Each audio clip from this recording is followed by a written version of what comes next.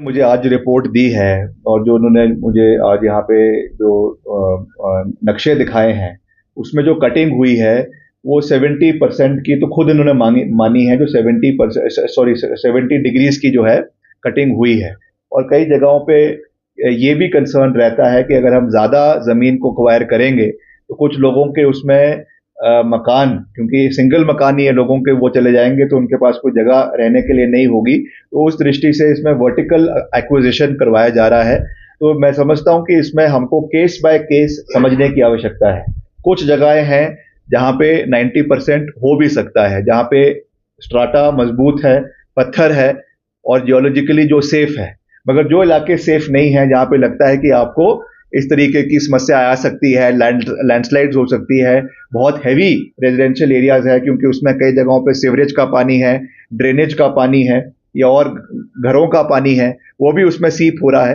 तो उस जगहों पे तो खास करके आपको 45 डिग्री का जो है वो स्लोप लेना पड़ेगा। तो इस पे case by case, area by area इसको हम आइडेंटिफाई करने का प्रयास करेंगे। जैसा मैंने कहा, जो ये हमने कमेटी बनाई है स्लोप प्रोटेक्शन ऑडिट करने का निर्णय लिया है, ये इसी दृष्टि से लिया है कि इस तरीके की चीजें जो पहले हो चुकी हैं उन गलतियों से हम सीखें और भविष्य में ऐसी चीजें ना हो, ये हमारा मिलकर एक जो है वो प्रयास रहेगा। आज मैंने पूरी गंभीरता के साथ इस विषय को एनएचएआई के अधिकारियों के समक्ष उठाया है कि आपको हर जगह पे जहां पे आपके प्रोजेक्ट्स हैं वहां पर आपको जो है लाइजनिंग के लिए लोकल हिमाचलियों को जगह जगह पे लगाना पड़ेगा। और उसके लिए इन्होंने अग्री किया है, क्योंकि जब तक आप बात नहीं सुनेंगे, जब तक आप स्थानीय लोगों की आवाज को नहीं सुनेंगे, तब तक एक गुडविल जो है वो नहीं बनाई जा सकती। और कोई भी अगर बड़ा काम होना है, कोई प्रोजेक्ट चलना है, चाहे हाइड्रो प्रोजेक्ट है, चाहे इंफ्रास्ट्रक्चर प्रोजेक्ट्स है,